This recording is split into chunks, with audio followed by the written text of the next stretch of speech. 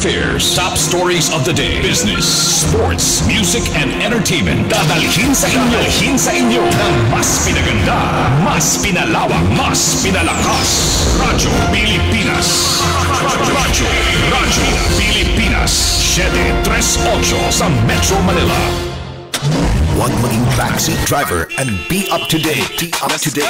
Latest car news, motoring stories, at industry analysis. Gearbox. Ang roadmap mo sa mga pinakabago sa mundo ng automotive. Start the engine, buckle up, and steer the wheel. Car enthusiast man o baguhan, siguradong madaming matututunan. Gearbox. Hosted by Eric Tipan at Nana Nadal. Dito sa Radyo Pilipinas, 738 AM. Magandang hapon po sa inyo lahat. Welcome to Gearbox with Eric and Nana. Live po ngayong Webes ng hapon, 5:08 already. At live din po tayo sa Facebook. Makikita niyo po kami sa Gearbox RP1. At meron din tayong Instagram site, Nana, no? Oo, meron tayong Instagram at YouTube. Makikita niyo kami sa @Gearbox on Air.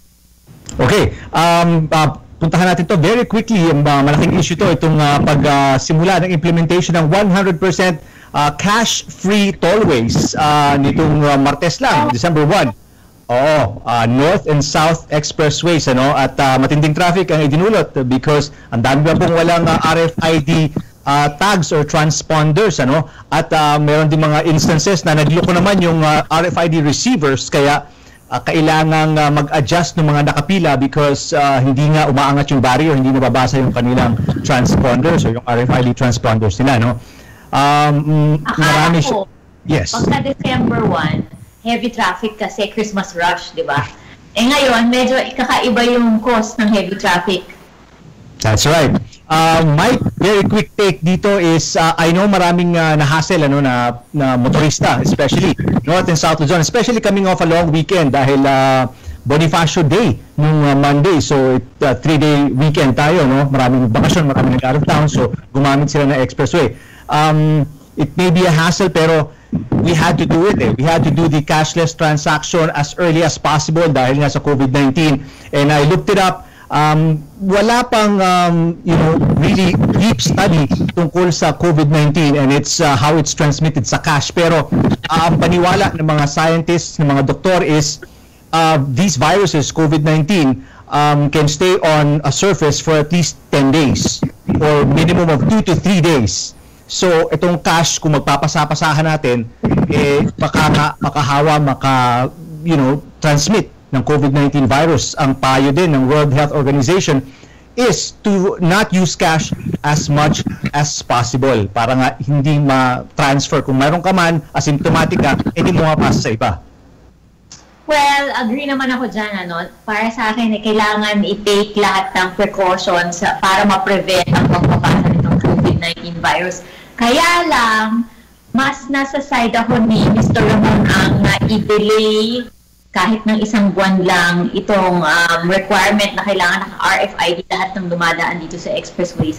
Kasi nga, obviously, hindi pa ready. I think hindi ready on both sides. Hindi pa ready yung nagpapatakbo ng mga tollways, hindi pa ready yung mga machines. Sabi mo nga, may mga glitches. At saka hindi pa rin ready yung mga tao. I think a lot of the traffic build-up was because of that. Madami pa rin na wala sila ng stickers or meron silang stickers pero walang load or kulang yung load. Tapos some of the toll lanes were converted to installation lanes. So nabawasan, di ba? Tapos doon yata yung mahaba na nag-traffic kasi madami pa talagang nagpapa-install. Kasi kaya naman naging ganon because before this, nung in-announce nila na magiging requirement ito, people wanted to comply. Nakita ko naman who wanted to comply. Sino ba naman ang may gustong mag-abot-abot ng pera, di ba? Ina-avoid nga natin yan. Kaya lang, hindi na-meet yung demand I think. Di ba? Parang nung nagpapa-install sila, ang hahaba ng pila o kaya nauubusan ng stickers.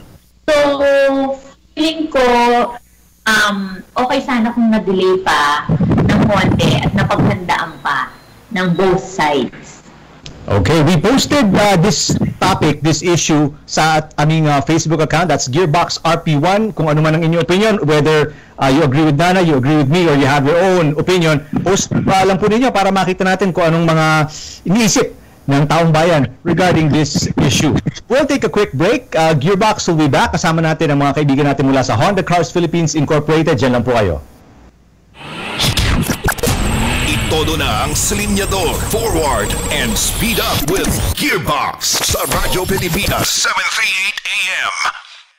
What does leveling up mean to you? It means you've outdone yourself. It means you've changed for the better. It means the current Vios leveled up with new headlights, fog lamps, grille, and bumper. Add the dual VVTi engine, vehicle stability control, hill start assist control, and anti-lock braking system too. Huh? Like how you can level up with the new Vios. With its trusted quality, durability, and reliability.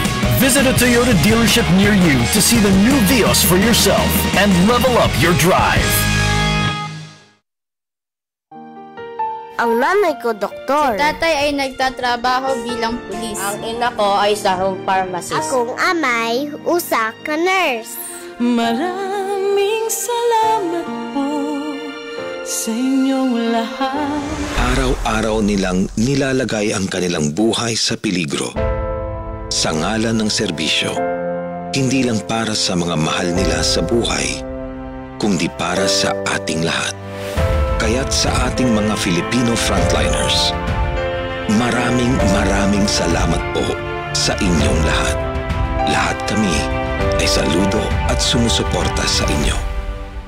Isang paalala mula sa Philippine Broadcasting Service. Ngayong nasa proseso pa ng pag-adjust sa new normal lifestyle, unti-unting pagbubukas ng ekonomiya ipinayo ng DTI. Kanilang mungkahi, palawigin ang age bracket ng mga Upwork. Panghikayat daw ito para mag-operate ang mas maraming establishment. Makakatulong nga ba ito para sa muling pagsigla ng ekonomiya? Risk management ba'y sagot sa banta ng virus? IATF kaya'y pabor sa kanilang rekomendasyon? Ating sundan ang pasya ng pamalaan dito sa Radyo Pilipinas 738 AM. Turn up the headline. Tumutok na sa Gearbox dito sa Radyo Pilipinas 738 AM. Good afternoon sa inyo lahat. Eric and Nana, kasama niyo po sa Gearbox. And we have our first guest of this afternoon. Mula po sa Honda Cars Philippines Incorporated, we have the Assistant Vice President, Koki Hattori. And maya-maya lang po, we'll be joined by the VP for Sales and Official Spokesperson ng Honda Cars Philippines Incorporated, Attorney Louis Soriano. But samantala, good afternoon, Hattori-san. Thank you for being here with us. Yeah, good afternoon. Thank you very much for inviting us. Yeah, thank you very much. Congratulations. Number one, great launch just 2 months ago. You launched the all-new 2021 Honda City, and then also at the same time the 2021 CR-V. Yeah, thank you very much. Well, can you tell us about the latest features of the all-new Honda City, because this is one of your best sellers in the Philippines, and obviously a lot of Filipinos love the design and you know, the versatility of the Honda City. Yeah, thank you very much. The City has been our best-selling model for years, and with the introduction of this new 5th generation City, we believe that Honda City will continue its strong presence in this competitive market. And our new City has attractive USP such as new sporty design, including new very sporty RS grade, and spacious interior, powerful but yet fuel-efficient powertrain, and new advanced features such as remote engine start, 8-inch display audio, etc. So we are proudly introduced that new model. Is this the first time that the Honda City will be having an RS variant? Yeah, that is the first time.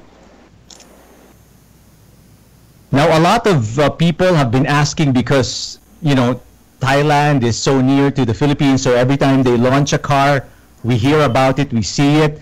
And I have a lot of friends who've been asking me, why or will Honda Cars Philippines Incorporated bring the City with the 1-liter VTEC turbo engine and also the 1.5 turbo diesel? Is that somewhere in the plans? Yeah. We launched the all-new City with 1.5 liter normal gasoline engine. This is because we are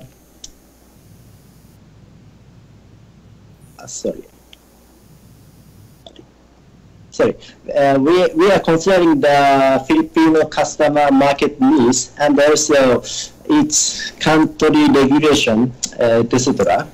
And then we decided to introduce 1.5 liter engine because of the good, powerful engine, yet very good fuel efficiency, and also it's very good affordability.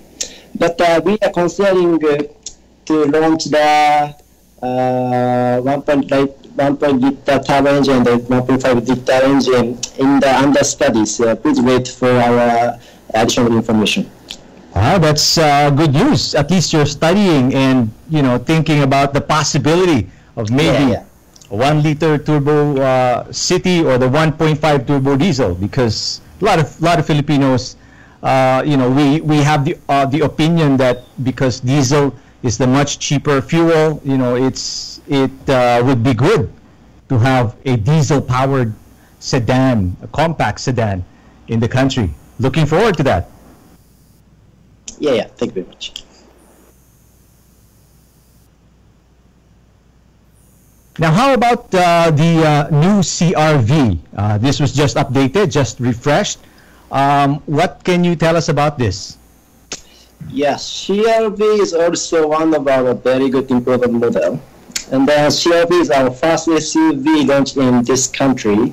And then currently the only model offered with diesel engine combined with 7-seater capacity. Given these key features, the 5th generation CRV has been the best-selling crossover SUV in this Philippines since its launch in 2017. And then we launched the new CRV last October, refreshed the exterior design, and also added and expanded the advanced features such as Honda Sensing, hands-free access parking gate, and also wireless. Radyo Pilipinas special coverage. Radyo Pilipinas special coverage.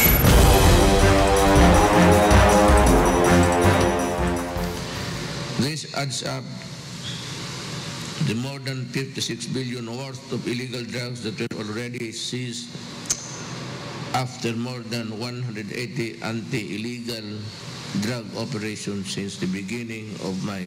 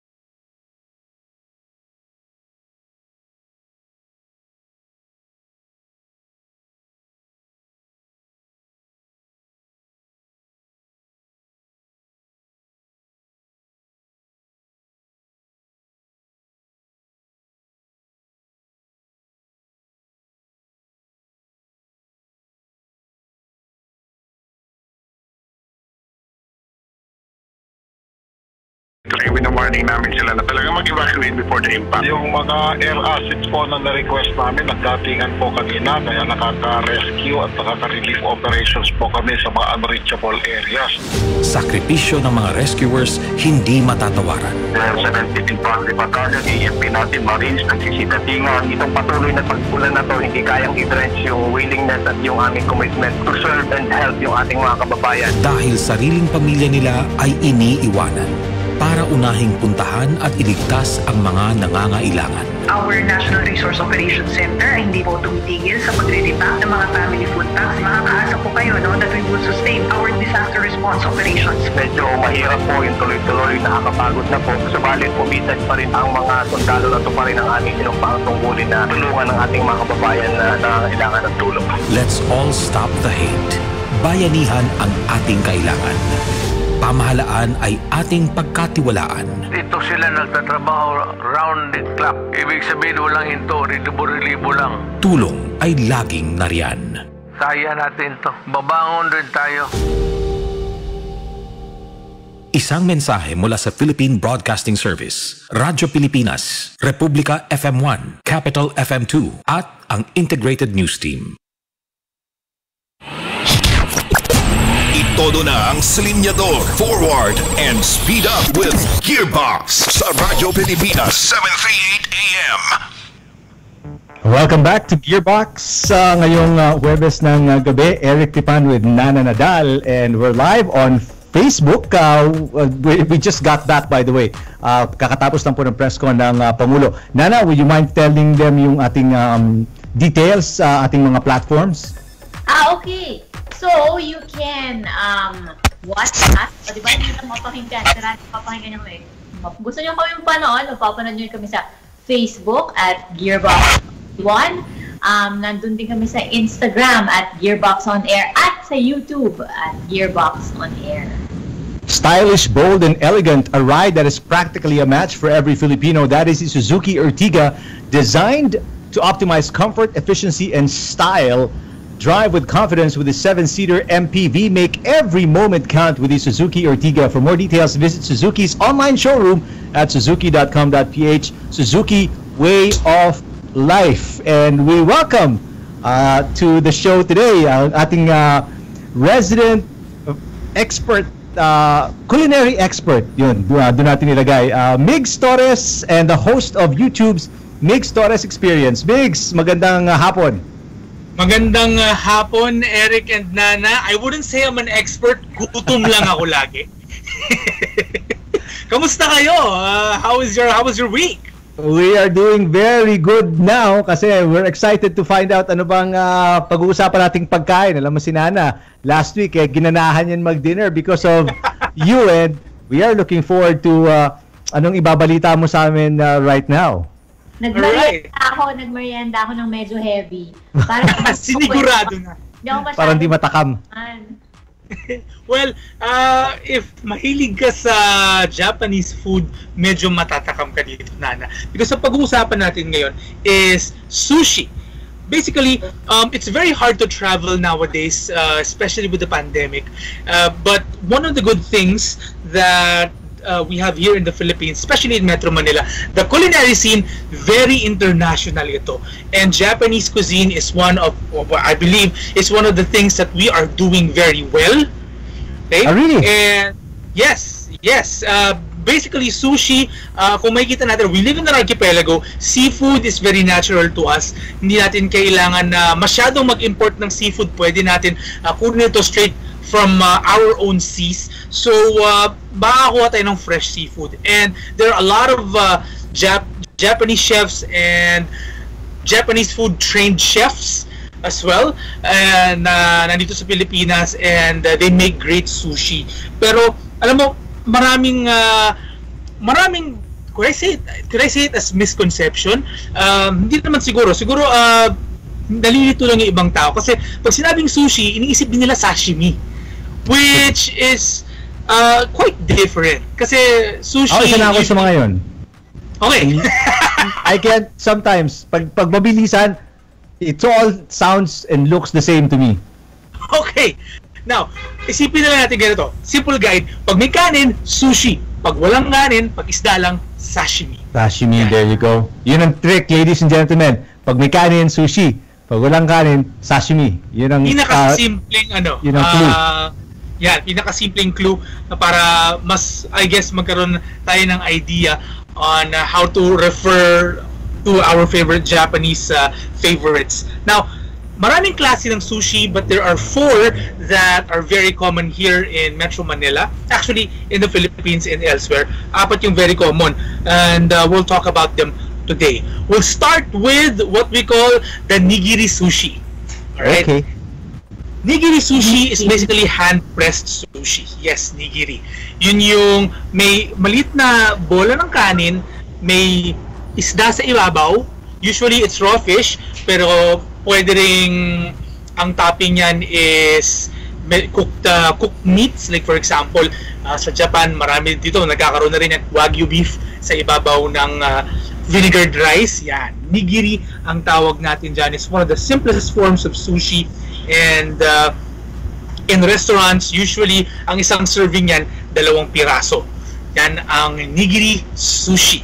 Okay. Now, next is very common and all over the world, apart from sashimi, pag sinabi mong sushi, ito rin ang unang pumapasok sa utak ng mga tao, ang makimono o maki sushi or maki for short. Ito yung usually it's rice and toppings or fish, different ingredients that's wrapped in seaweed, dried seaweed, yes. nori.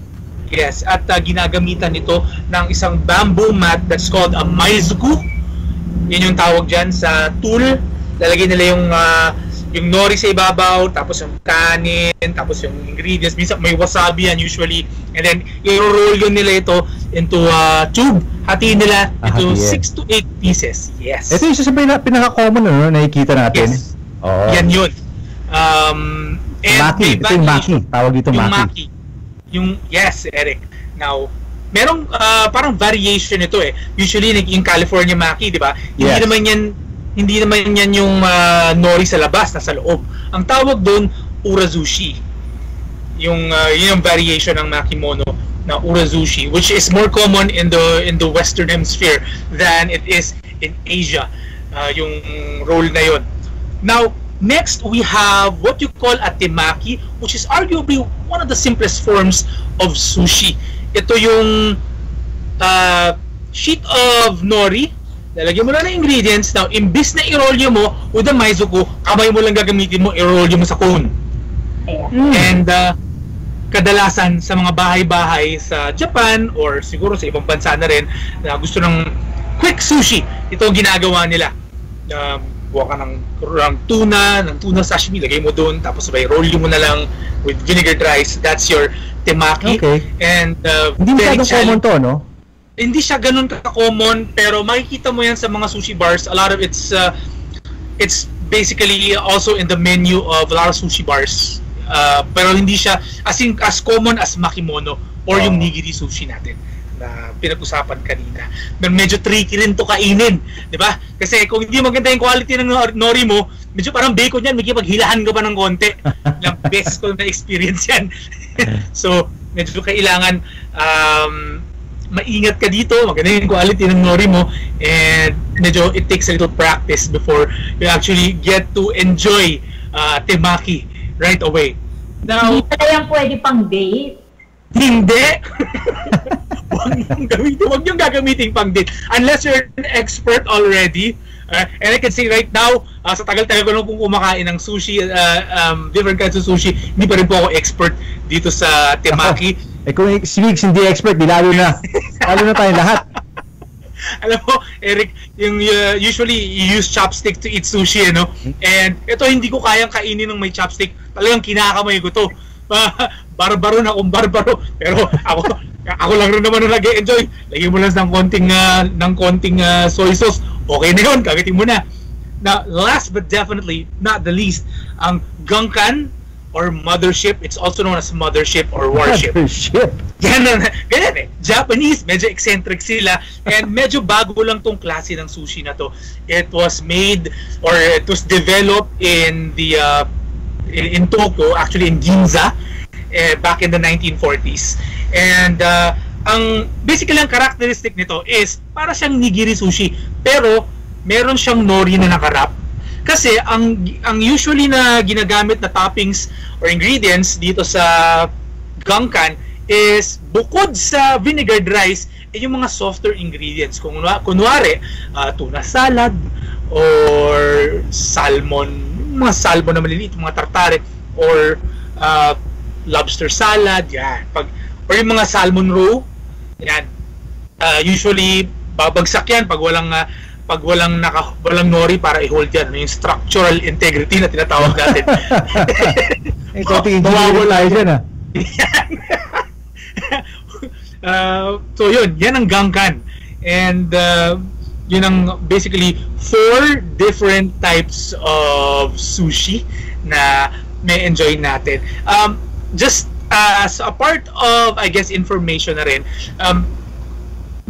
there are different ways to eat sushi, pero most acceptable in Japan, if ever you guys go to Japan, or if you're trying to impress, I guess, a Japanese delegate, yun yung gamitin nyo either chopstick o kamay. Pwedeng kamay. Yes, siguro ito nang malinis yung kamay mo. Now, traditionally, hindi talaga nilalagay yung wasabi sa toyo. Okay. Saan mo nalagay? Pag nasa sushi bar ka, yung may gumagawang chef, usually, nilalagyan niya na yan sa loob. Hindi mo na kailangan maglagay ng wasabi. No? Didip mo na lang ng konti. Pero ang gagawin mo, usually kasi, siyempre Pilipino, ang gagawin, mahilig tayo sa sauce eh. Diba? Gagawin natin, kunin natin ng chopstick, yung kanin, dip na natin to, sasawsaw natin. Tapos, sawsaw lang ng sawsaw yan, para may lasa, tapos kain. So, Pilipino pala lang yun na ang naglalagay ng wasabi sa toyo? Hindi naman. Different cultures also do that. Pero the Japanese, they actually, traditionally, hindi nila ginagawa yun. And konting soy sauce lang nilalagay nila. Now, how do you do this? Ang gagawin mo, nigiri sushi, di ba? Ito yung kanin. Ito yung isda. Kapitan mo ng chopsticks yung kanin. Igilid mo. Kunin mo from this side, ito yung isda. Kunin mo from that side, saka mo ididip ng konti. Yung fish side ang ididip mo. Fish side. Yes. Okay. Konting-konti lang because you would want to taste the flavor of the fish, hindi yung flavor ng sauce. Ng toyo. Yeah. Actually, doon ako nagkakamali din. Minsan, didip ko actually, and then yung ilalim. Kasi, kukunin mo nga, ganun, di ba? Andito yung topping. Kunin mo ganun, didip mo yung ilalim, edi yung kanin, isusot na talaga yung toyo, and then medyo maalat. Medyo maalat yung sushi mo. Exactly. That's why kailangan medyo... Yung Pilipino, di ba, nilalagay yung toyo sa kanin. Oo! Kasi masarap naman talaga. Malasa naman kasi talaga, hilig natin sa lasa. But the Japanese, they want you to taste the fish, especially the chef. Kasi they're trying to highlight it, especially sa mga tinatawag nating omakase o yung chef mismo, yung nagpe-prepare, wala silang set menu. Pag sinabi omakase, ito yung chef's choice. And they want to highlight their freshest catch of the day. That's why they want you to taste the fish instead of the soy sauce. E minsan nilalagyan na nila. Na-experience ko ito nung nagpunta ako sa Osaka. Wala ang toyo. Ang gagawin ng chef, lalagyan niya may brush. Lalagyan niya ng toyo yan sa ibabaw. Po-offer niya na yan sa'yo. Kainin mo na lang. As is. Wala ka nang kailangan ilagay. Ibang klase. Pero syempre meron din ibang klase na restaurants ng sushi. Meron what we call kaiten sushi, which is yung conveyor belt sushi, which is also very unique experience, and I could honestly say I enjoyed it very much when I experienced it in Japan. Unang-una kasi kuha ka na lang ng kuha, hindi ka na kailangan mag-order, but yung na kailangan intayin, andun na siya, kuha ka na lang. Pero pwede ka rin mag-order sa chef na gumagawa ng sushi. But it's an experience to have their culture, to experience their culture, to have a taste of their culture. Na kasi this is a very convenient way to eat sushi in Japan. Dito alam ko meron din kaiten sushi restaurants dito na sushi chain. Meron ba dito? Yes, meron. Genki Sushi is one of them. They're more I guess high-tech kasi imbis na conveyor belt, pindutin ka na lang, zoom na lang yung sushi mo sa table mo. So kukunin mo na lang, kainin mo. It works the same the same concept or the same essence. But if there's someone mix na who wants authentic, flavor, style, presentation ng sushi, where would you recommend dito sa Metro Manila? Dito sa Metro Manila, isa sa mga na-enjoy ko na sushi. Alam niyo, sa Makati, merong isang part dyan, ang tawag dyan, Little Tokyo. And they have different restaurants. Ito ba sa may Makati Cinema Square? Yes. Okay, yeah. Tokyo. You can go to the different restaurants there. There's pinaka well-known would be Izakaya Kikufuji. And it's an izakaya, which means that they don't specialize in one thing. They specialize in different kinds of Japanese food, and also inuman din siya. Yan ang characteristic ng izakayas. And it's one of, I could say, one of the best izakayas that I've had here in the Philippines. Meron ding isa, it escapes my mind kung ano yung pangalan niya. Urameshi, Izakaya Urameshi, which is in Makati Avenue. Ito, ang maganda dito, bukas siya hanggang madaling araw. Well, before pandemic, bukas siya hanggang madaling araw. Ngayon, hindi ko alam if there's still 24 hours. Pero every time I go there, it's a nice experience, and I enjoyed it. And last but definitely not the least, Nihon Bashite, meron din silang sushi bar doon. And you can experience different kinds of sushi. And pwede nyo practicein yung mga sinuggest kong methods ngayong araw na ito. Maraming sushi restaurants, guys. And, well, it all boils down, I guess, to how you really want to eat your sushi. If you want to preserve tradition, you can always try to do yung mga sinuggest ko. Pero syempre, nasa sa atin pa rin yan. Ang mahalaga na i-enjoy natin ang food.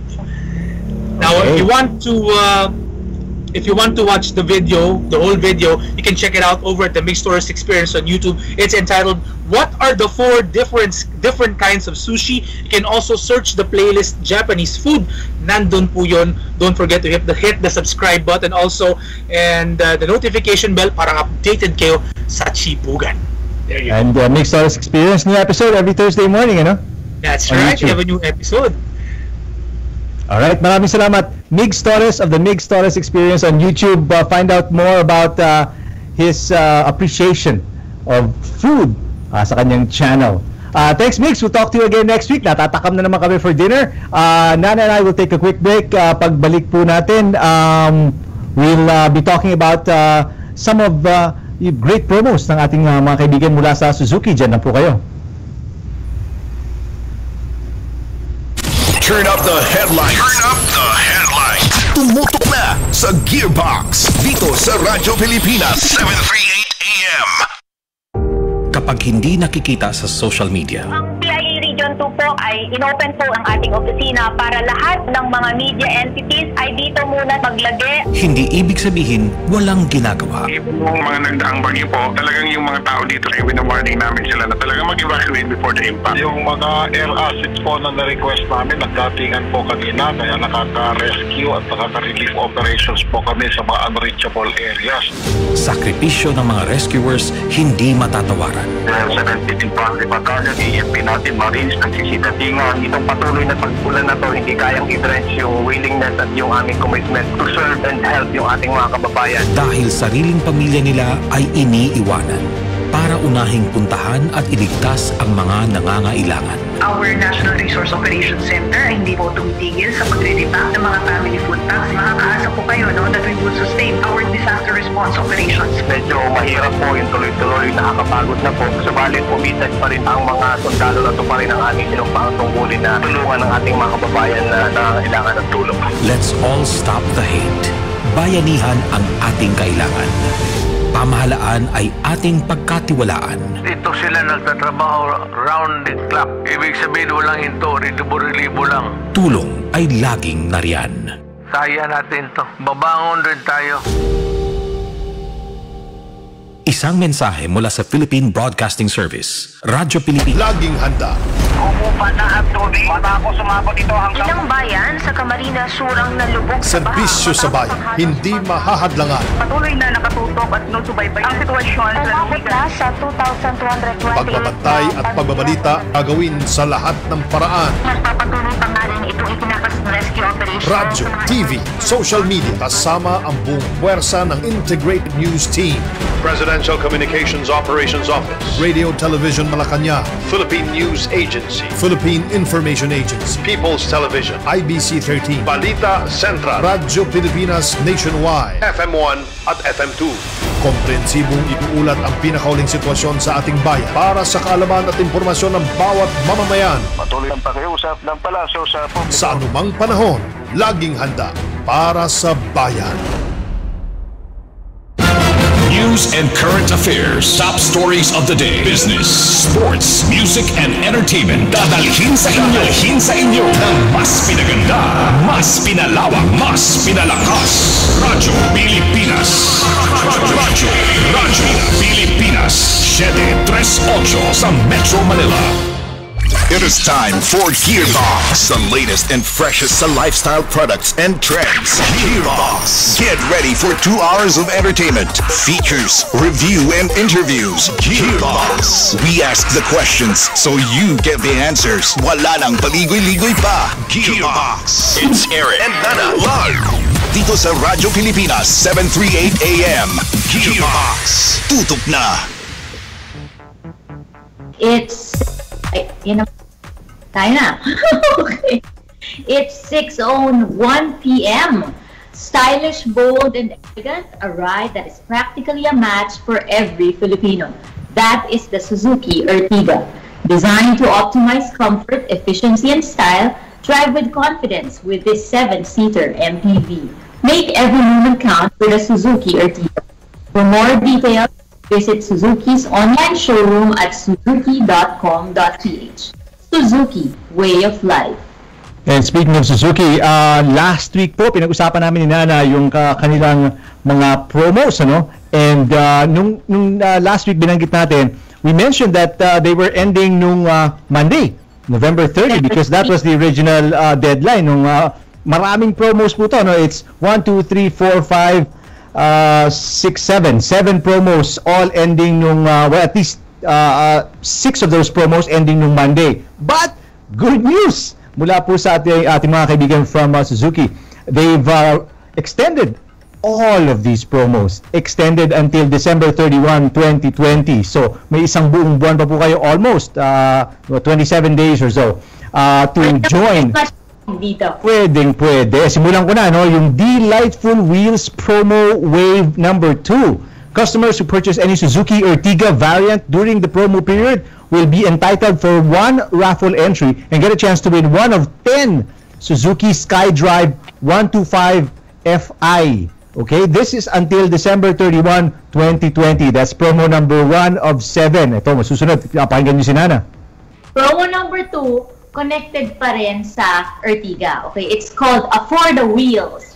So this is all-in down payment starting at 68,000 and low monthly amortization for as low as 14,038 a month. So this is for the Ertiga Black Edition variants. Yung Black Edition ay ito yung special elegant black interior ng Ertiga. So this is just 468 a day for 5 years. Ng computation on, di ba? So, 468 a day for 5 years. Meron ka ng 7-seater MPV, the Suzuki Ertiga. Following that is the desirable deal, low down payment and big discount for the Desire GA manual transmission variant. Kung i-finance nyo to, all-in low down payment of 109,980 or 109,980. And low monthly amortization of 9,672. Pero kung magka-cash transaction kayo, may 40,000 peso discount kayo na i-offer ang Suzuki sa Desire GA manual transmission. Again, this promo until December 31, 2020. Ito namang isa, of course, until December 31 din. Ang tinatawag nilang Big Hero promo. This is specifically for frontliners. So, yung mga frontliners na gustong bumili ng sasakyan kasi medyo mahirap mag-commute ngayon, ano? Now is your chance. Magandang pagkakataon nito. Tingnan nyo. Because frontliners who will purchase any variant of Suzuki APV, Celerio, Ciaz, Desire, and Swift until December 31 shall receive an additional discount of 15,000 on top of the standard dealer discount per model. So, may discount na, kung ano man yung mga discount promos ng dealer, 15,000 off ka pa kung frontliner ka. Okay, ito naman, this is gonna be promo number 4? Or number 4 I think, or number 5. Ang daming promo ng Suzuki. This is the back for more deals na extended until December 30. All-in low down payment for the following Suzuki models. For the Ciaz, low down payment of 8,000 pesos. For the Desire, as low as 28,000 pesos. For yung bagong XL7 na nilaunch lang this year, this is 7-seater, low down payment of 120,000. And for the Espresso, a low down payment of 48,000 pesos. Talagang ginagawa ng Suzuki na madali, di ba? To acquire their vehicles. O, ito na yung last na promo. Ito hindi to hanggang December 31 lang. This is until January 21, 2021. This is the all-in 1499 change oil promo. So, ito yung for service maintenance, no? All-in promo package for change oil at a discounted price of 1,499. Oil and labor na to. So, this is applicable to select authorized Suzuki automobile dealerships nationwide. Open to vehicles that are within and out of warranty as long as it's 50,000 kilometers and above. So, 1499, napakamura na nun. Okay, so check it out. I'm sure nasa website din to ng Suzuki to get more details. Kung syempre hindi nyo matatandaan to lahat sabay-sabay if you're just listening to us on the radio. You can replay this segment para maalala nyo. The show is going to be on YouTube, and so you can watch during your leisure time, your downtime, para makuha nyo yung mga detalye nito or gusto nyo madinig yung mga sushi ni Migs. You can go check it out on our YouTube channel, Gearbox On Air. Alright, we'll take a break. Mga kaibigan natin mula sa Maybank, we'll talk about the Maybank Zone. Pagbalik lang natin dito sa Gearbox. Turn up the headlines. Turn up the headlines. Tumutok na sa Gearbox dito sa Radyo Pilipinas 738 AM. Game 1, 2, and Paa, tuhod, balik at ulo, itapwetan, baywang at sus. Huwag mong titigan ang hindi sa'yo at maging disenteng tao. Pare, ang catcalling ay isang uri ng sexual harassment. Di biro ang sexual harassment at di nakakamacho ang pang-aabuso. Isang paalala mula sa Philippine Commission on Women at ng himpilang ito. Kalusugan at seguridad mo ang prioridad ng pamahalaan. Nakikiusap po ako sa mga kababayan natin, sumunod po tayo sa gobyerno. Wala akong gugustuhin masama sa atin ang ating pamahalaan. Disiplina sa sarili ay simulan, minimum health standards ay sundin. Ito'y malaking ambag ng pagkalat at hawahan ng COVID-19 ay mabawasan at maiwasan. Napakasimple lang po ng instruction ng ating gobyerno. Stay at home, mag-disinfect, mag-face shield, mag-face mask, mag-distancing. Let's all work together as a team sa laban na ito versus COVID-19. Isang paalala mula sa DOH, KBP, PCOO, Philippine Broadcasting Service, Radyo Pilipinas, Republika, FM1, at Capital FM2. COVID-19 pandemic, hindi imposible na ito ay ating malalampasan. Isa sa gawin nating inspirasyon ay si Dante Wallo Jr., registered nurse, 45 years old. Siya si patient 2114. Kayang gawan ng pamahalaan o ng mga doctors natin at saka mga nurses natin kung paano natin ito labanan. COVID-19 ay totoong nakakatakot. Pero ang ating suporta sa bawat pasyente at mga frontliners ay malaking bagay para hindi mawala ang kanilang pag-asa. To motivate everyone na hindi death sentence yung COVID. Tuloy-tuloy lang tayong magtulungan at magbayanihan. Kapit kamay tayong manalangin para sa kanilang tuluyang paggaling. Sana mawala yung stigma. At hindi na sana madagdagan pa ang mga kaso sa ating bansa. Gumagaling po ang tao na may COVID. Sama-sama nating labanan ang COVID-19. We heal as one. Kaya-kaya natin to lahat.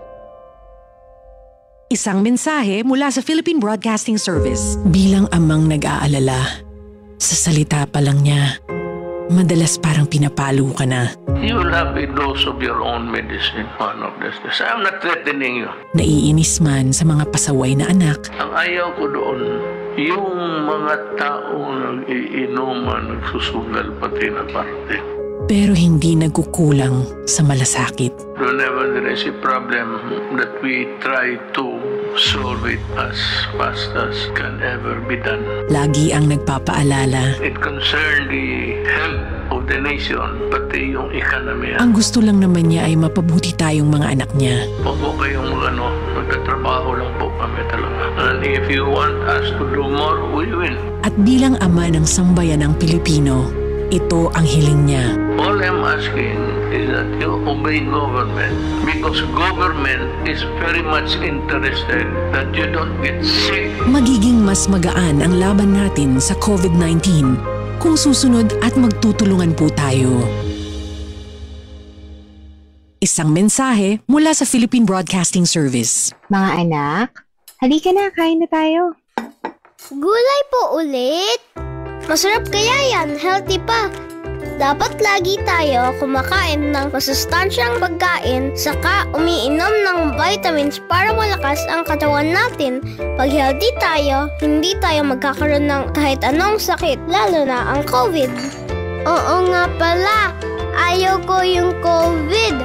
Okay po, lahat tayo, let's all be healthy! Maging responsable, maging ligtas, sarili ay pangalagaan para COVID-19 ay malabanan. We heal as one. Isang paalala mula sa Philippine Broadcasting Service, Radyo Pilipinas, Republika FM1 at Capital FM2. Laging handa. Umupa na ang tubig matapos sumabot ito hanggang ilang bayan sa Camarines Sur ang nalubog sa baha. Serbisyo sa bayan, hindi mahahadlangan. Patuloy na nakatutok at nusubaybay ang sitwasyon sa lalawigan sa 2,220. Pagbabantay at pagbabalita gagawin sa lahat ng paraan. Magpapatuloy pa nga rin itong itinakas na rescue operation. Radyo, TV, social media, kasama ang buong puwersa ng Integrated News Team. Presidential Communications Operations Office. Radio Television Malacanang. Philippine News Agency. Philippine Information Agency. People's Television. IBC 13. Balita Central. Radyo Pilipinas Nationwide. FM1 at FM2. Komprehensibong inuulat ang pinakauling sitwasyon sa ating bayan para sa kaalaman at impormasyon ng bawat mamamayan. Patuloy ang pakiusap ng palasyo sa publiko. Sa anumang panahon, laging handa para sa bayan.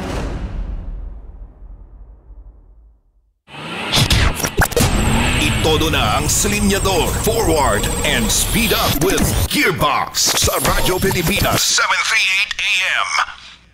Magandang gabi and welcome back to Gearbox dito sa Radyo Pilipinas. Eric Tipan with Nana Nadal at 6:13.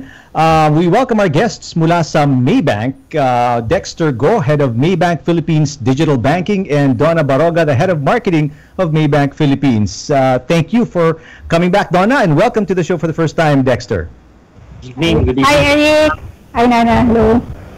Well, okay, I'll throw in the first question. Either one can answer. This was launched early November. This is called the Maybank Zone. What is it? Okay. So Maybank Zone is it's primarily positioned as a virtual showroom. No? So we launched this together with the other digital projects of Maybank. This is really one that can provide our Filipino clients with an easy and safe way to shop for their car. So hindi na nila kailangan mag one dealership to the other to choose the car, and then it's an end-to-end thing that even the application or getting a quotation of the car, everything can be done on through the site Maybank Zone. Nana, you're on mute? Yeah. Nana, nakamute ka yata. Sorry. Okay, again. You mentioned that aside from the Maybank Zone, there are a lot of digital efforts that you also launched. How does digital and innovation play a role in your business strategy ng Maybank?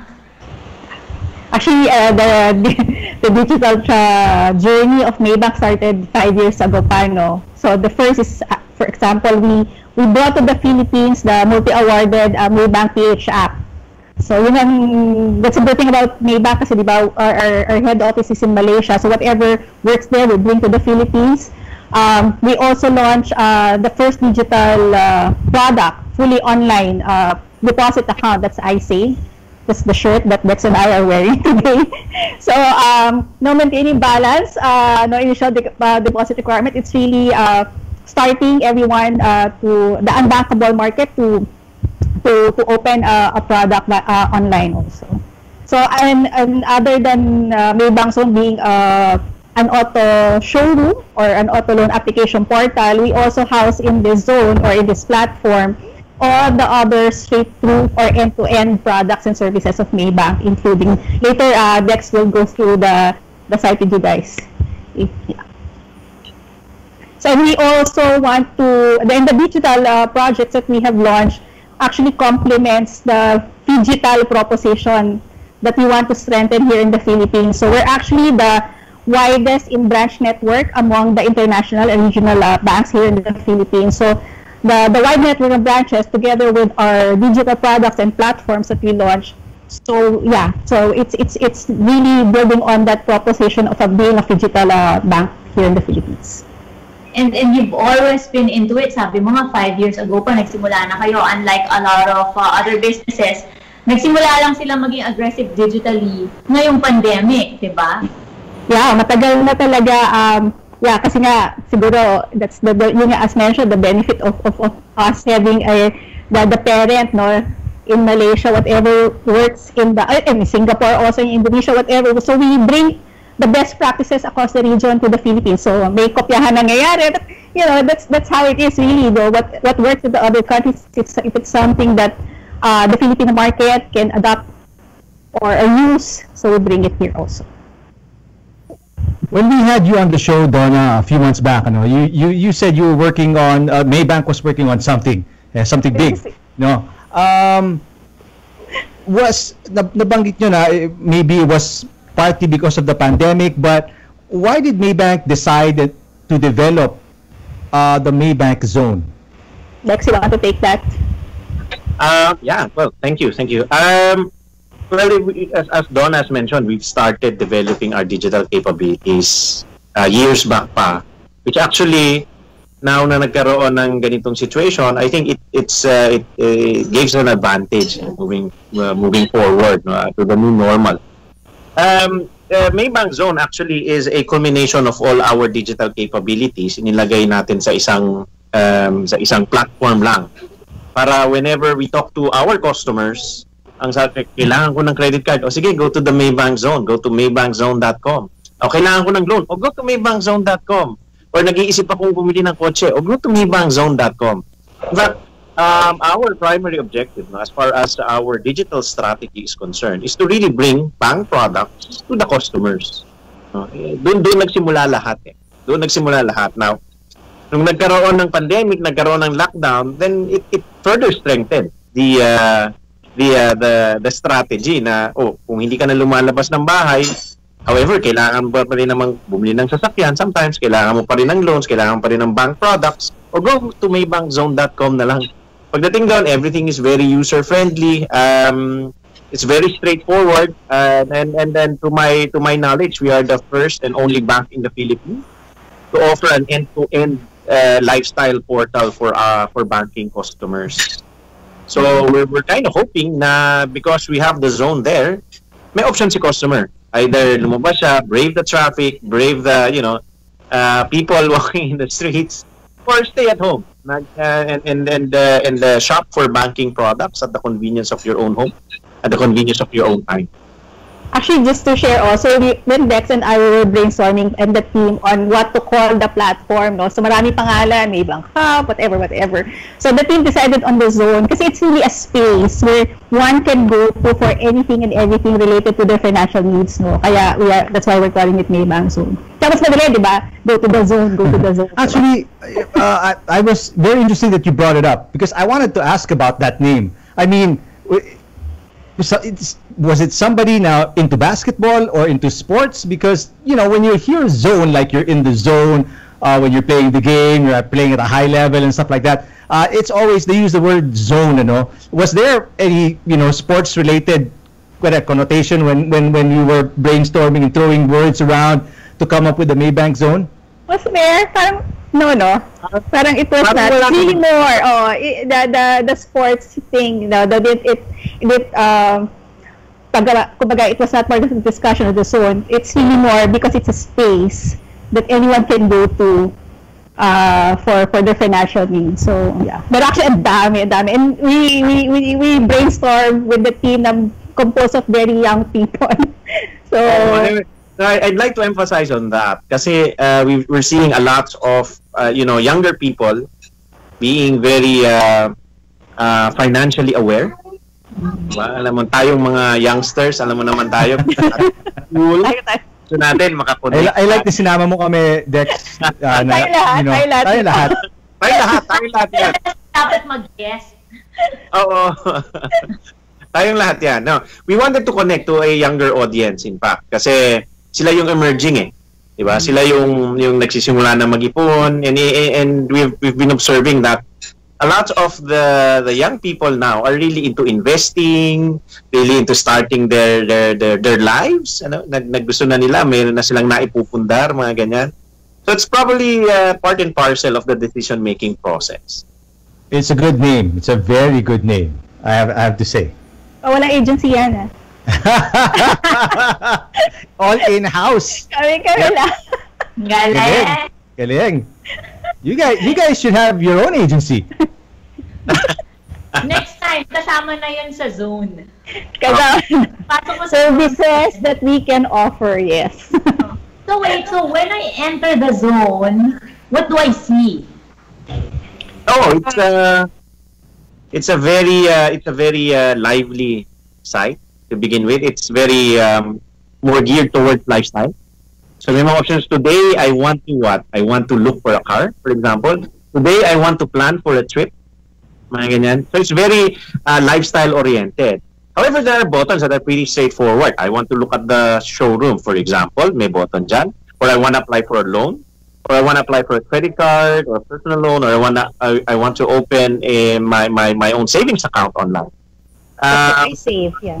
And I save. So really, the proposition is that when you go there, the customer is being guided. Nag-guide ka na kagad na without talking to someone. Nandun na, the product features are there, especially yung virtual showroom. Actually, it's really an end-to-end process. You go there, you specify what you want. For example, brand or kung mayroon kang specific budget in mind. Or may body type kang gusto, SUV ang gusto ko or crossover. Everything is there. And what we want to present to our customers is an end-to-end process.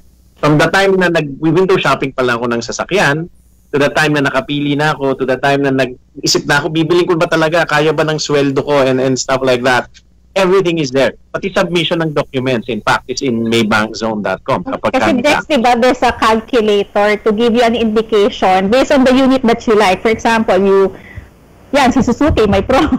Diba, the Suzuki, pumili ka ng Suzuki Ertiga, for example. And how much is an Ertiga now? For example, $1 million. And there's a calculator on the page of Ertiga where you can compute, and for example, it will ask for a down payment from 20%, 30%. So, for example, you choose a 30%, it will compute for a loan, and that's based on the current rate of Maybank for auto loans. Tapos kung yun nga, sabi nga ni Dex, kaya ko to, ito sweldo ko, kaya ko, ito yung monthly amortization na sinasabi ng calculator. Although, just to, it's always indicative, di ba? Kasi it will always depend on the actual time that you will apply for a loan. But at least to give you an idea. And then there's a button.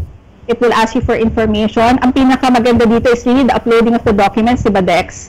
When maybankzone.com kasi is a very mobile-friendly site. Mm-hmm. So either gumagamit ka ng laptop or gumagamit ka ng tablet or gumagamit ka ng phone na malitang screen, everything adjusts to the device that you're using. Now, kung kasama doon sa loans application process, if you've decided to push for the loan, you fill up a short form, yung usual name, contact number, address, and stuff like that. part of that application process is you can actually submit your documents there. ID, proof of billing, for example, other documentary requirements na kailangan. It's all there. Oh, you can upload it there. If you're using a laptop, ang button will upload a photo, yung nasa, kung ano man yung nasa laptop mo. But if you're using a phone, the system can detect na you're using a phone, so ang instruction niya is take a photo of the document. Parang ganyan. And so JPEG lang yung, you don't have to scan it, kahit JPEG. You don't have to scan it. Oh, just take a photo. Ito naman ang mga camera ng mga phones ngayon. And what's nice about that is that after mo ma-complete the whole loans application process, it goes straight to your loans officer sa Maybank. So all the customer has to do, sit back, relax. In natawagan. hours, someone will call you to give you an update na natanggap na yung application mo. And give you the next steps. We're trying to develop a whole ecosystem within the zone, especially in the case of the showroom. In fact, we have involved the manufacturers in the process. Part of the application process, kapag nag-a-apply ka ng loan, tatanungin, saan mo bang balak dealership kumuha? That's part of that. Para we can inform the manufacturer, we can inform the dealer, dealer, si Miss Donna Baroga is applying for a car, and if there's an additional discount, for example, or additional promos, or additional information na gustong iparating ni dealer kay customer, then may point of contact na sila. The dealer has the option to talk to the customer. Buying a car kasi is really an emotional thing, no? Especially for me. Ang gusto ko pag bibili ng kotse. In fact, dati, di ba, you go to the dealership, amoy-amoy mo yung kotse. Right? Tingnan mo kung masarap ba sa likod, di ba? Truth be told, it cannot be replaced by a digital channel. But what we're trying to do here is that for the meantime, na hindi ka pa nakakapunta sa dealership, diba? At least you get the excitement of namimili ka pa rin naman ng kotse. The pages are rich pages, may videos, may mga brochures that you can download. May mga photos na nandiyan dyan. So hopefully, as we move forward, people get to have the option kung anong gusto niyang gawin. Medyo matinding add to cart ito Pag add to cart ko kotse. Add to cart. Oo. Next ang ganda natin yung add to cart. Malay mo, 2 units yung gusto ko. Okay. Oo. And the good thing about it is that kada add to cart mo, there's an online calculator that shows, so magbabayad ka ng 30,000 pala, meron na akong kotse, for example, di ba? And the calculator is also user configurable. No? You say magkano yung gusto mong i-down payment, you define how long the tenure could be. So and based on those parameters, sasabihan ka niya kung more or less magkano yung monthly amortization mo. Ganyan siya. Magandang yun because a lot of people are hesitant, I think, na magpa-compute. Parang nahihiya sila, ganyan. Yeah, I think so. And hindi ba sometimes pag pupunta ka sa dealership, kailangan nakabihis ka pa ng konti, di ba? Kwento mo yung pumunta ka na nakasando. One time I went to dealership, we were planning to get a car, kaya lang bagong gising ako, so nakatayo pa ng konting buhok ko. Parang walang pumapansin sa akin. Pero if you're using Maybank Zone, di ba? Kahit nakasando ka. Hindi ka i-judge. Makabili nga ng kotse ngayon. And you go to maybankzone.com, hanapin mo yung kotseng gusto mo, And because we're working very closely with the manufacturers themselves, kung may mga bagong units, we strive that sabay kaming nagre-release. Paglabas sa website nila, nakalabas din sa Maybank Zone para at least you get the view then, you get to view it. They update, they curate the content for their specific pages. We have dealer-specific or manufacturer-specific showrooms kasi within the site. That's another good feature of Maybank Zone. Merong generic showroom kung saan when you go there, you can look at all the vehicles in the Philippines. We carry, as of the moment, there are around 12 brands inside Maybank Zone, the showroom. 12 brands with around 750 variants of vehicles. Pero, we have also provisioned dealer-specific showrooms.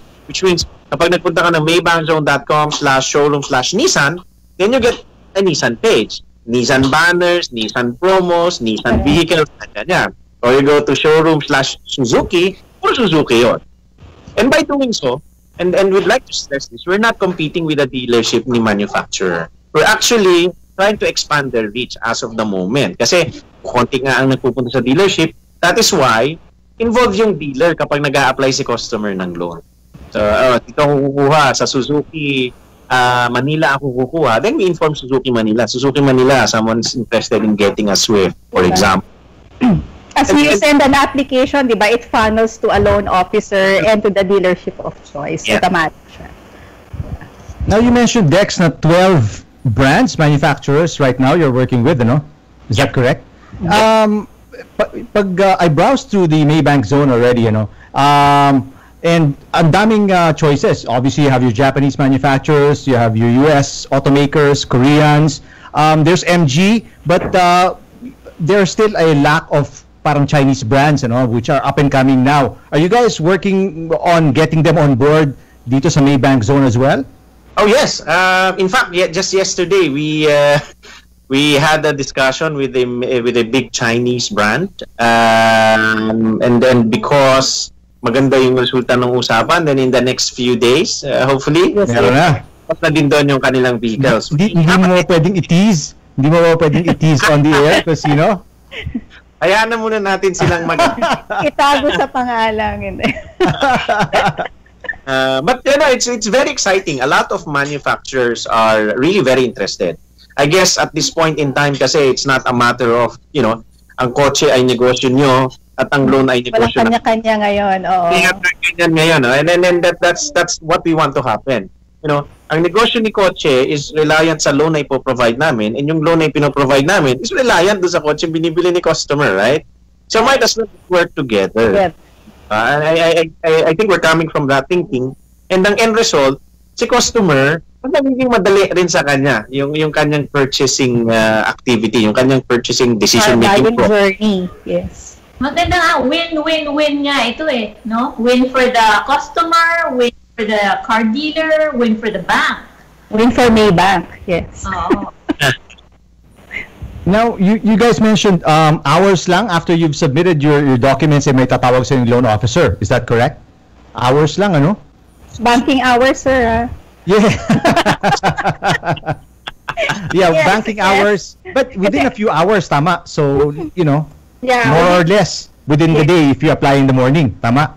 As long as the the required documents are uploaded completely. We can only be able to evaluate the client applying once we get the complete documents. Yeah. Now, from that process after the phone call, anong nangyayari para lang sa benefit ng mga listeners? Ano ba yung mga aabangan nilang steps through this process? Actually, after nun, sir, it's the usual process already. What the zone is actually facilitating is the applying and the sending of documents. So after nun, pag na-assign na siya sa auto loan officer, the usual process, tawagan siya, mag-usap kayo, magpa-finalize kayo ng term. Sir, I'm confirming that the down payment is 30%, that your term is like that, di ba? Na ito yung unit, you arrange with the dealer, is a unit available, and then everything is actually BAU. Whatever happens in an actual loan application is still it. Yeah. So that's roughly how many days before you get whatever, you release yung car or PO or something? Aming variable, sir, yung sa amin basta approve siya at saka 5 days basta available yung unit kasi you will release. Kasi syempre, we still need your web signature, di ba? Yeah. So we just facilitated the approval process through the applications that were uploaded. But ultimately, being alone being alone, kailangan namin ng web signature, and the web signature of the client will be, we'll get it once the unit is released. So, kasabay yun, and those are the variables that's beyond the bank's control, sir. Okay. But if you think about it, yung nasisave ni customer na oras, in fact, is crucial to this initiative, diba? Before kasi, either you bring your documents to the bank, so hintayin mo ang banking hours, or punta ka sa dealership mo, submit mo yung mga papeles mo doon, sila mag-aayos ng iyong loan. Tapos doon pala magsisimula yung evaluation. Dating kay dealer, for example, hawak niya yung papel mo, And may submission time pa yan, may submission schedule, and those things. So, doon pa lang nakakatipid na ang customer when they're using Maybank Zone that moment. Kasi you submit right there and then. And pagka-click mo ng submit button, na-transmit na yon sa loan officer for evaluation na siya. So in fact, kung kumpleto naman yung dokumento at maayos naman yung the whole application is complete, sandali lang yon. Konting araw lang yan kotse na, parang ganyan. You mentioned earlier that the Maybank Zone is not just about auto loans, di ba? There are other things that they can do when they enter the zone. Tama. Because the zone is the repository site of all our digital products that are available currently and digital products that we are currently developing. So may teaser pa, may mga meron pang more to come. Tatanungin naman namin kung hihingi na naman kami ng teaser. No, right now, when you go to the zone, you can browse the showroom. You can apply for a loan for an auto loan. You can apply for personal loans. You can apply for credit card. Open an iSave account straight from the zone. In the future, marami pa. Hindi naman kami tumitigil . It's a continuing process. It's a learning process every day. No, you get to learn new things, how customers behave digitally, ano ba yung mag-encourage sa kanila na maging komportable na mag-transact online. Mga Pinoy kasi sometimes, di ba? Mahilig lang sila mag-Facebook, pero yung pagka financial transactions na online, medyo may konti pang apprehension, di ba? So embrace na nila, no? Oo, ngayon na nag-pandemic, so probably to some extent na medyo napulak ng konti. Na, pwede na pala, pwede naman palang pag nagbabayad ako ng bill, hindi na ako pipila sa bayad center or sa mga ganyan, di ba? So, right now, we're really observing how people behave. We have a whole lineup of other products to be included in the zone in hopefully before the year ends and by the start of early next year. That's about, what is it, 27 days? 28 days? So does that mean may bago kayong press con in the coming days for anong product? I will invite you again. Of course. We have more, especially start of the year. We'll always be there for you guys. What if I want a car na wala sa list ng manufacturers ninyo, or maybe I'm looking at a second-hand car? Yung kasing showroom, the customer has the option to either go through the whole showroom experience. Titingnan mo. Now, kunwari, yung coaching gusto mo, wala doon. Bentley, for example. Elitist yung taste mo, para nga sa'yo, Eric, minapatch nga ni Dex sa'yo, Oo. Kunwari, you want another car na wala doon sa showroom. No? There's also a button there that says apply for a loan. Diretso. You go to, you click apply for a loan, straight na kaagad punta ka doon sa loans application process. Yun nga lang, you have to supply the details nung sasakyan na gusto mo. The price, yung model and stuff like that. Pero just the same, the zone will accept your application. You still get the benefit of having your loan application sent straight to a dedicated loan officer. So still, at the end of the day, at the end of the whole process, you sit back, you relax, someone from Maybank will be calling you. So all-inclusive, kahit wala yung sasakyan sa listahan, tatanggapin kayo ng Maybank Zone. Yep. But hopefully, lahat ng sasakyan makover namin in the coming days. That's the Pati yung second-hand mako-cover. Second-hand. That's one of the enhancements also. Malaking bagay yun kung pati yung masasali nyo. Kasi, it will. Kasi we have the yellow garage also diba? The yellow garage is actually where the second-hand cars units are. So eventually it will also be in the zone. Siguro man Dex, that one we can share. It's already ours anyway. Ay, nadulas. Hindi. Hindi dulas yun, intentional. Magkakaroon ng showroom for second-hand cars. No? Yung mga cars na nasa... So when can people expect this Maybank Zone? Oh, Maybank Zone is out. I mean, yung second-hand cars na... Yung first quarter. We're pushing very, very hard. So hopefully by early January, nandiyan na siya. Hopefully.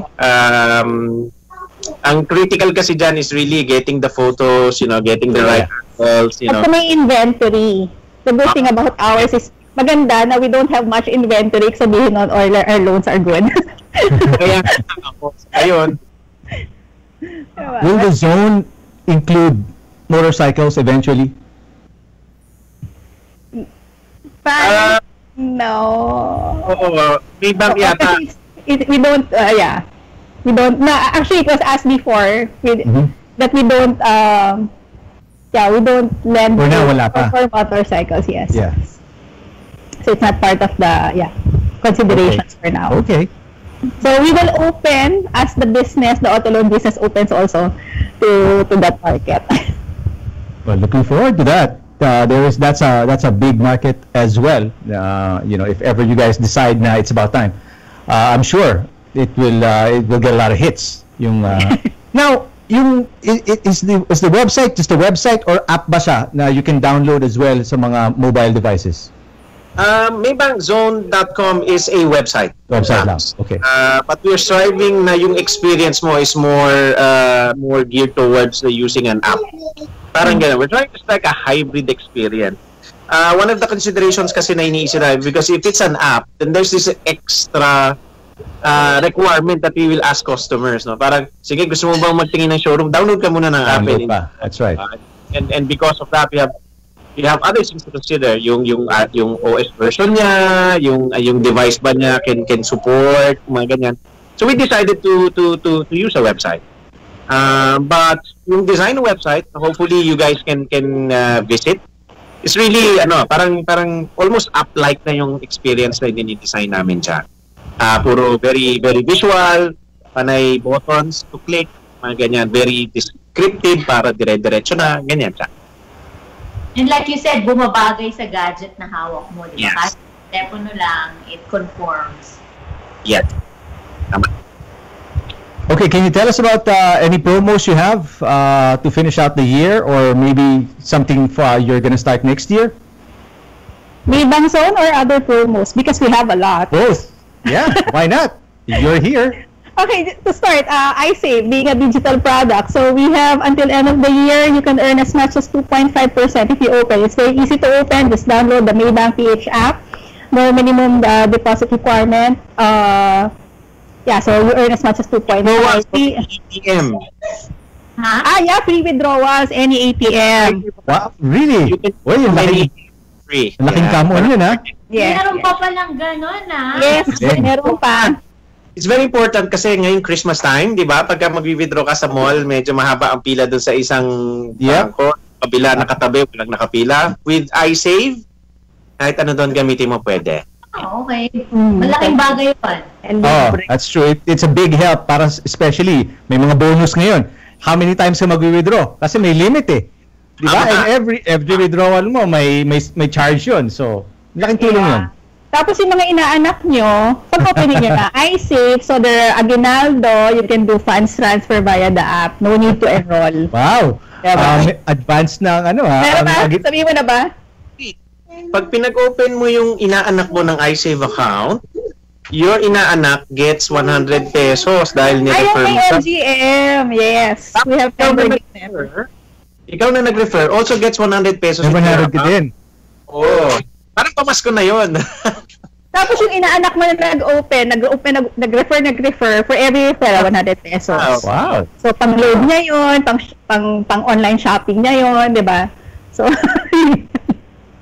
galing. Dapat pala, red ang color ninyo ngayon ng Maybank because you guys are parang Santa Claus ang dating.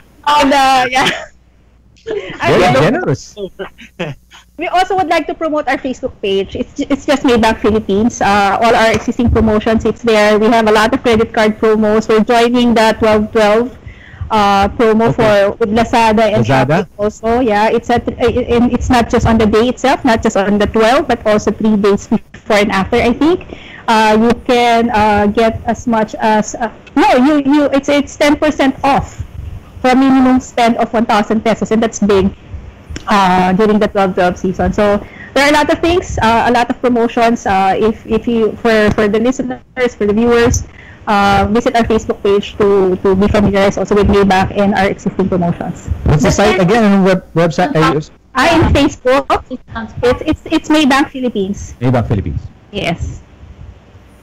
And please invite them. Oh, sorry. Go ahead, Nana. Top of the discounts that they're getting. Yes. Because kasi dalawa yan eh. It's either bin.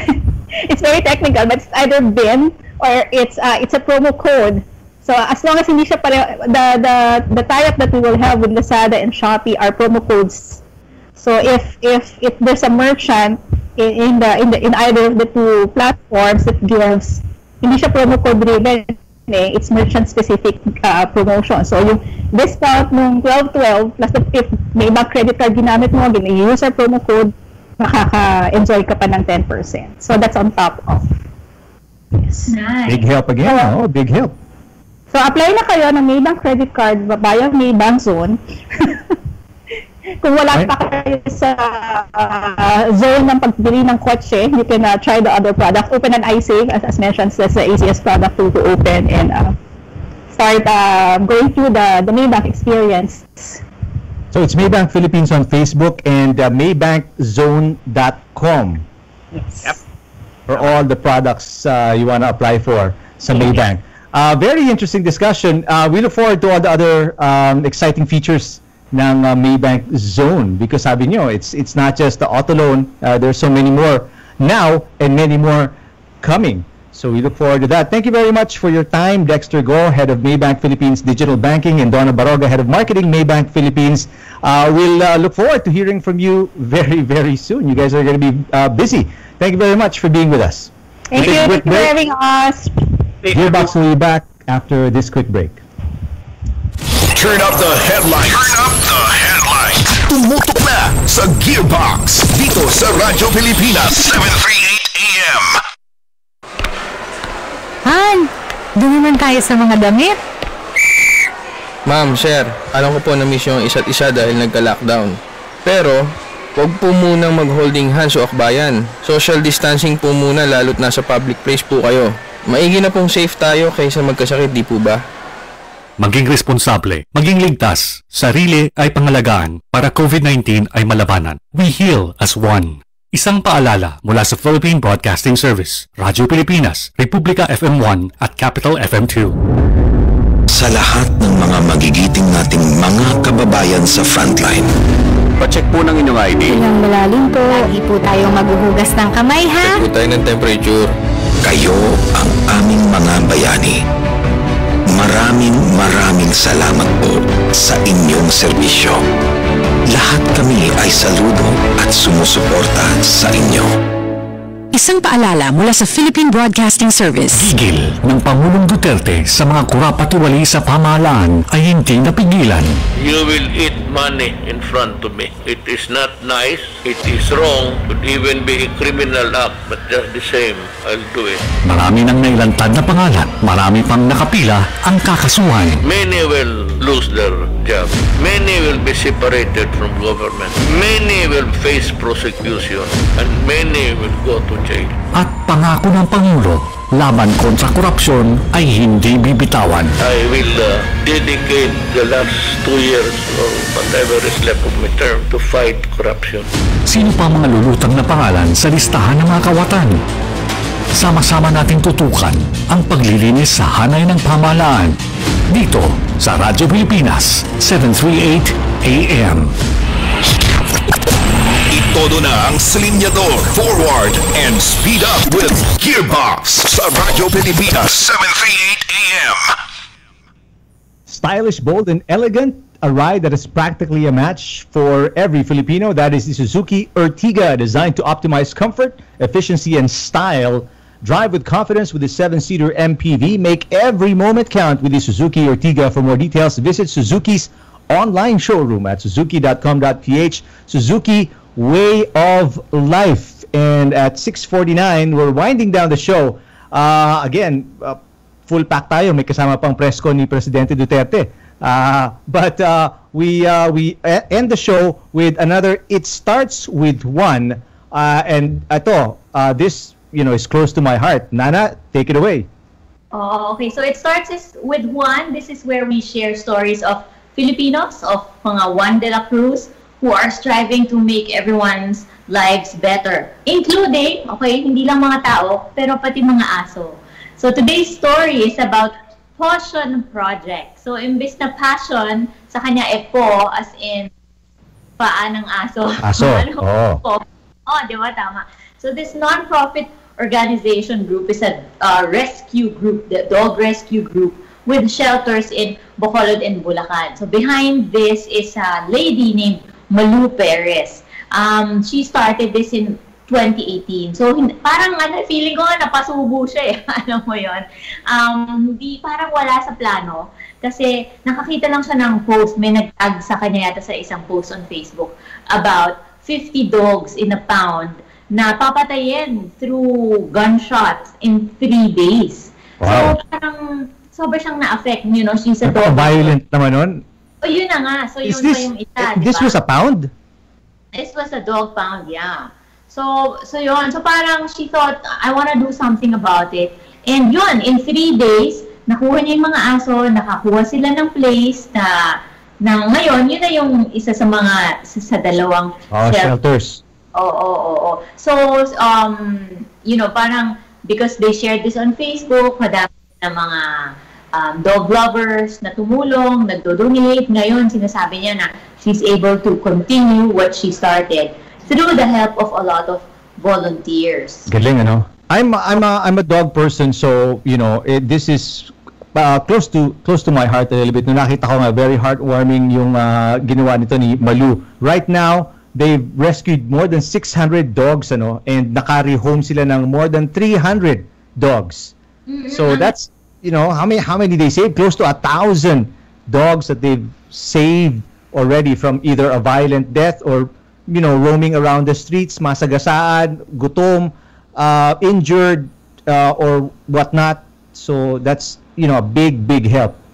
Kawawa yung mga dogs eh. I think parang yung kwento niya was she had a dog, Casper, who passed away, and nung namatay yun, parang she told herself na she will get involved in mga ganito, saving dogs. At saka I think it was a college dream of hers. Wow.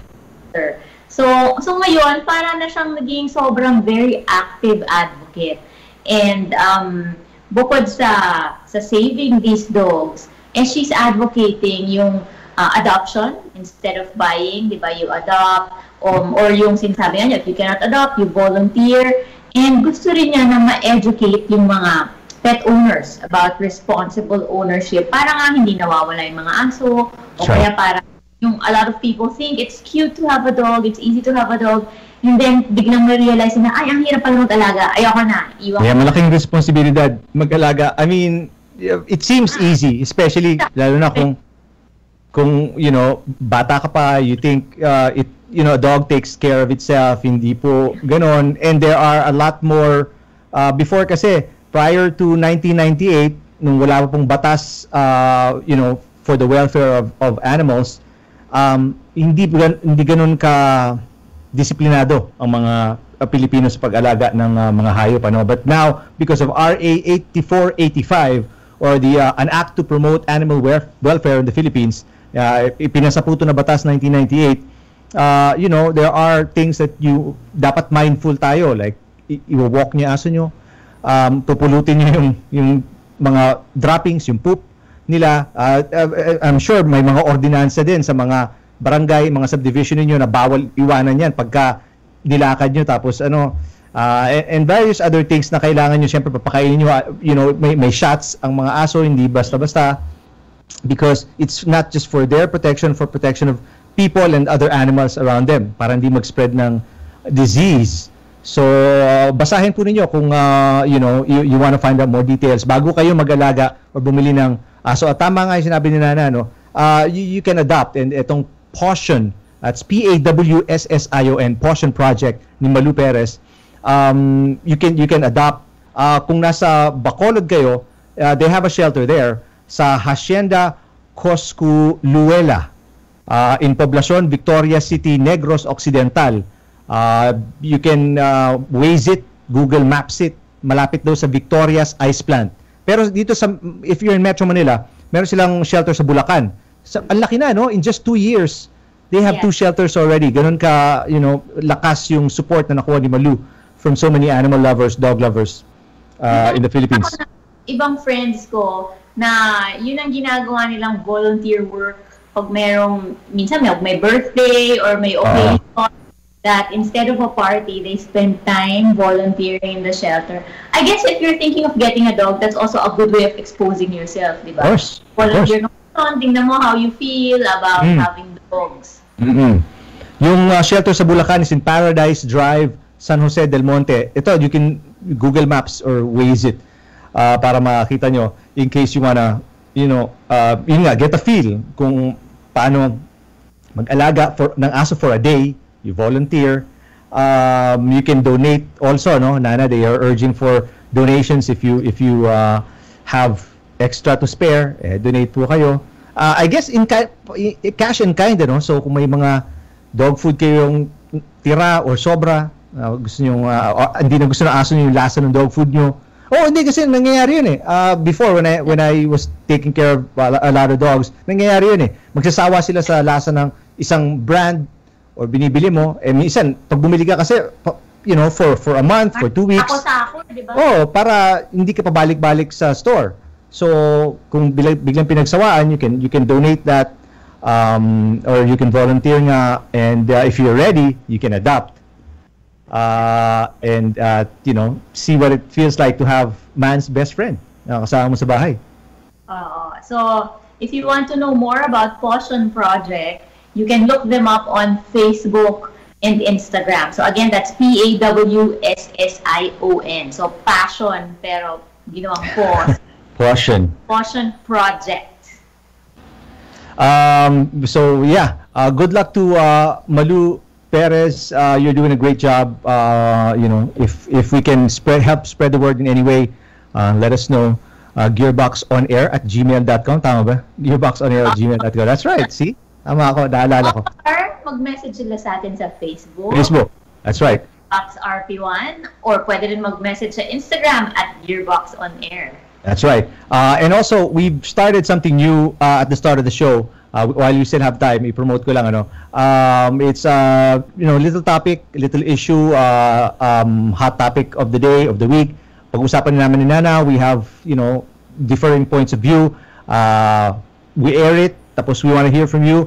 The post is always going to be on Facebook, Gearbox RP1. So kung meron kayong thoughts, ideas about it, you can put it on sa comment section ng post na yon, which will be up every around 5:05, 5:10 on Thursday. Okay? Tapos the show will be on our YouTube channel starting tomorrow around 8 o'clock. So abangan po ninyo in case you weren't able to watch it live.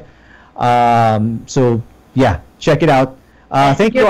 Air on YouTube. Yeah, yung channel natin, Gearbox on Air. That's right. That's the channel. It's always Gearbox on Air, Facebook, Gearbox RP1. Okay? Thank you to our guest, Kanina from Honda Cars Philippines Incorporated, Koki Hattori, Assistant Vice President, and of course, Dexter Go, Donna Baroga from Maybank, talking about the Maybank Zone. Speaking of thanks to our team behind the scenes, Orly Lopez, Gemart Rocamora, Marvin Toledana, and of course, our producer, F. Gaitos, again, for making the show what it is. Salamat sa inyo. For Nana Nadal, I'm Eric Tipan. We'll see you again next week, Thursday, for more Gearbox dito sa Radyo Pilipinas. Thank you.